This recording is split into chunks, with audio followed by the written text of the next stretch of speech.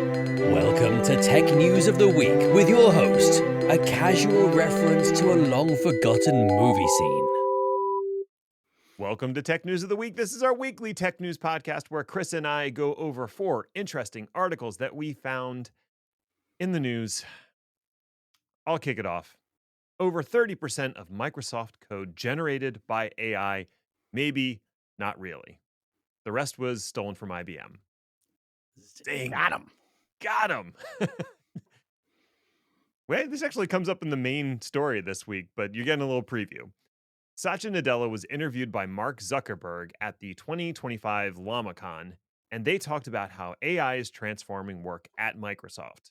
Nadella indicated that internally, Copilot is in its original and now agentic form has been used heavily for both code generation and code review. He was candid in the fact that Copilot shines when it's writing or reviewing something like Python, but it seems to struggle with the older code bases that they have in C++ and C#. Unfortunately for Microsoft, they have a very large footprint in both languages, so they are now trying to augment existing models and train new ones to achieve better results. Satya estimated that 20 to 30% of code in their repositories has been written maybe by AI, but he was pretty mealy-mouthed about exactly what that means. But, newspapers got their headlines, so they were happy about that. One thing that he was absolutely confident about was the ability of Copilot to perform code reviews, especially with the agentic mode on that can write and run acceptance tests for newly written code and for existing repositories.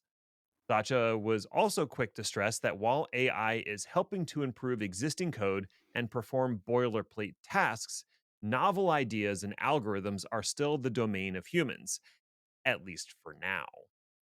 Satya also pontificated on the future of applications and a possible next generation where separate Office applications like Excel, PowerPoint, and Word merge together into an unholy assemblage of productivity slop. To which accountants and actuaries of the world said, no. Still, I think he was right to point out that we're in a period of transformation and it's impossible to predict what will come in the wake of AI's changes, except for destroying our planet. That's kind of a certainty. Hive Systems releases Password Crackability Index. TLDR, everything is now more crackable. Yay. Isn't that fun? Every year since 2020, Hive Systems has released a report showing exactly how long it would take to crack a password that was hashed and was stolen. The crackability, which is what I'm going to be calling it now because it's amusing, consistently depends on how complex your password is. Hardware is getting better year over year, so even the quote hard passwords are getting easier. And that was a lot of air quotes. Let me explain. In 2025, if you have a password that is 18 characters long and contains numbers, upper and lowercase letters, and symbols, it would take roughly 463 quadrillion years to crack in a dictionary attack or a brute force attack basis. Which is almost as long as it would take for you to get a date with Jackie Smith. Burn, Ned. Dating, burn. Okay.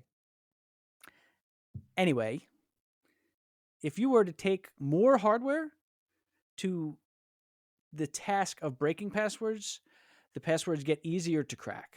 But even with 10,000 NVIDIA A100s, which is the same outlay of hardware utilized when they first trained ChatGPT 3, it would still take 1 quadrillion years to crack that impossible password. But enough time for you to maybe get Jackie a peck on the cheek. She's just not that into you, man. That's what I'm saying. Okay.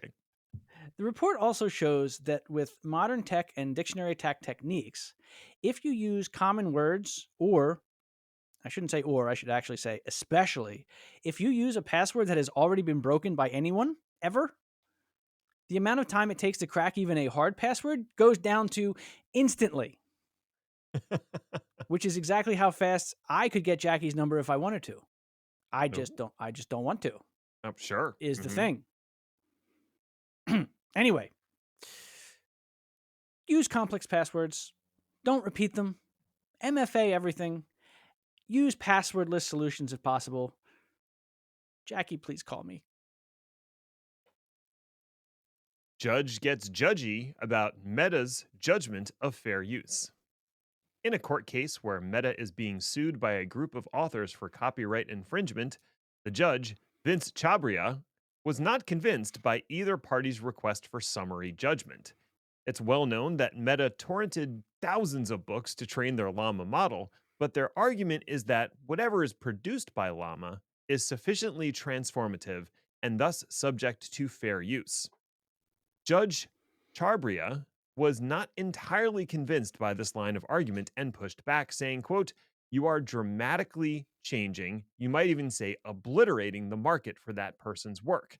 And you're saying that you don't even have to pay a license to that person. I just don't understand how that can be fair use," end quote.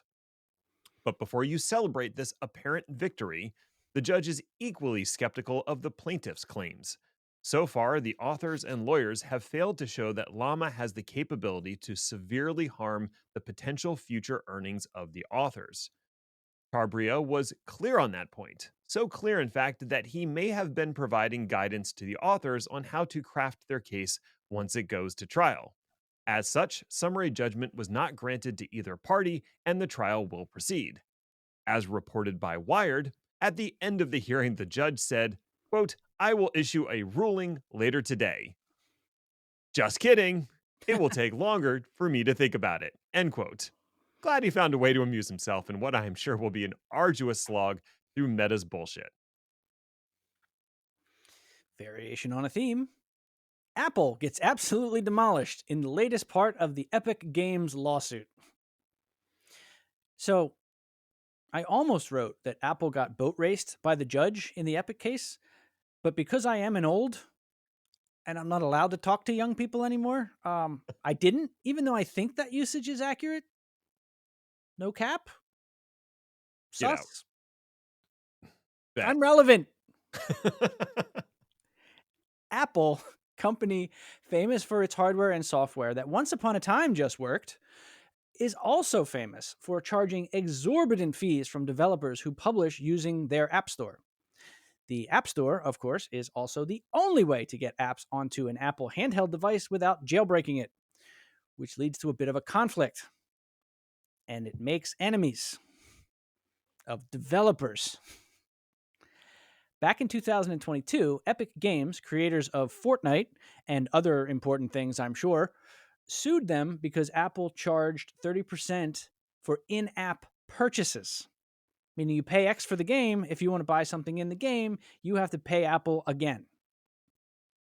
A judge ruled that Apple was not a monopolist, but did rule that this was being anti-competitive and they had to stop it. Which, sure, why not? Apple was supposed to stop this shit and they didn't. What Apple did in order to be, quote, more competitive was drop the in-app purchase fee from 30% to 27%. Wow, says I. Yes. Damning enough, but you are being manipulative, anti-competitive, and lying under oath even, and possibly also under oath, says the judge in the case. Furthermore, the judge continued, Apple delayed court proceedings for no other reason than to continue to protect profits. The longer this case goes on, the longer they can charge full price. Among other things, including saying that the vice president of finance at Apple lied under oath about all of this. Staggeringly short-sighted and greedy behavior. There are 80 pages in this document that are Apple just getting dunked on by a highly pissed off judge in a highly pissed off judgely fashion. The end result of which found Apple being held in contempt. Wow. Long quote, Apple willfully chose not to comply with this court's injunction. It did so with the express intent to create new anti-competitive barriers which would, by design and in effect, maintain a valued revenue stream. A revenue stream previously found to be anti-competitive. That it thought this court could tolerate such insubordination was a gross miscalculation. As always, the cover-up made it worse. For this court, there is no second bite at the apple. Ooh, Unquote. well done. The ruling bars Apple from restricting the use of third-party payment systems, demands that it pays Epic's legal fees, and will be investigating potential criminal contempt of court charges. Wow. Someone should remind Tim Apple that literally all of this was avoidable. The phrase self-own comes up. The love of money being the root of all evil and all that, just stop being so goddamn greedy, would you? No. Thanks, Tim. All right, that's it. We're done now. Go away. Bye.